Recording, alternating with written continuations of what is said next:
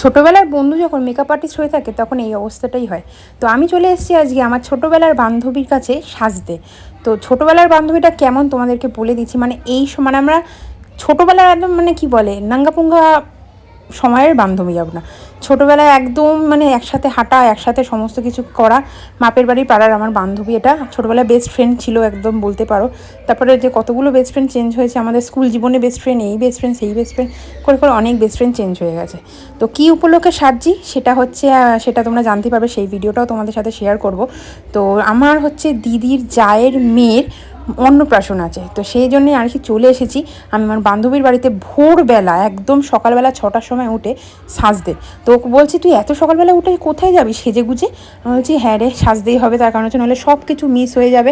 আমার দিদি পই পই করে আমি বলে দিয়েছি 10টার মধ্যে তুই কিন্তু ভিলাতে চলে আসবি। সেই জন্য আমাকে সকাল 6টার সময় লাথি মেরে ঘুম থেকে তুলে দিয়ে বলছে যা সাজতে যা। তো এটাই হয় আর কি, কারণ ঘুম প্রিয় মানুষ আমরা, বুঝতেই পারছো।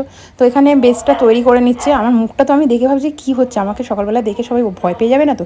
আমি বলছি দেখ ভাই, ভালো করে সাজাস, প্রেস্টিজের ব্যাপার স্যাপার আছে। কিন্তু ভালোই সাজায়, তো আমরা দেখতেই পাবে লাস্টে।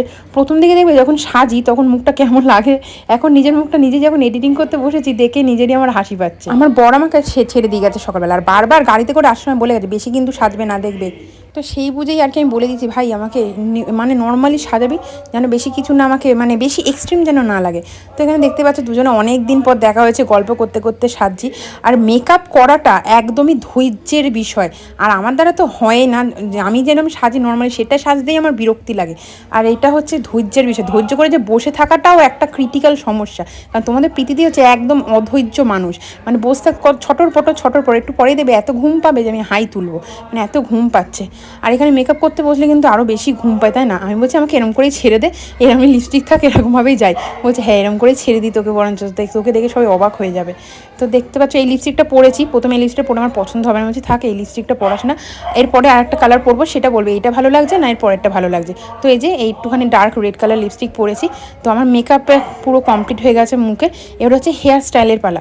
বলছি কিরম হেয়ার স্টাইল করে? আমি নর্মাল ওপর দিয়ে কার্লি করে এরম বেঁধে দে আর খোপা করে দে। তো এখানে ওর প্রচণ্ড ঘুম পাচ্ছে, দেখতেই পাচ্ছ আমি বসে আছি আর ঘুম পাচ্ছে। সকাল সেই 6টার সময় উঠেছি, ঘুম পাবে না? আর যে পেছনে হেয়ার স্টাইলটা এরকম দেখতে হয়েছে অবশ্যই কমেন্টে জানাবে। আর ফুলগুলো কেন এরকম লাগিয়েছি, ফুলের পাপড়িগুলো ঝরে চলে গেছে, সকালবেলা আর ফুল পাইনি। এই যে এখানে আমি সিম্পল এই হারটা পরে নিয়েছি, আর বেশি কিছু করিনি। এটা হচ্ছে আমার ফাইনাল লুক। কেমন হয়েছে মেকআপটা অবশ্যই কমেন্ট করে জানাবে, আর ভিডিওটা ভালো লাগলে অবশ্যই লাইক কমেন্ট শেয়ার করবে, আর পেজটাকে ফলো করে নেবে। টাটা।